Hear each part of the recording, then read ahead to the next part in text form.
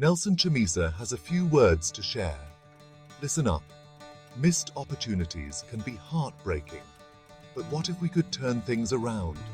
Public transport can be more than just a way to get from A to B.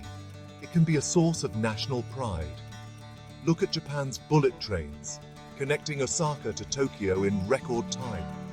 That's efficiency and innovation at work.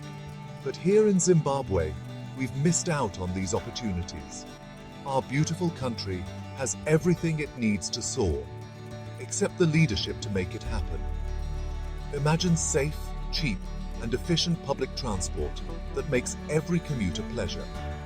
Bullet trains could revitalize our economy, reduce traffic, and connect communities like never before.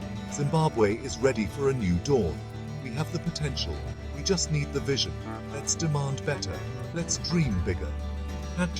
#New Dawn. For everyone.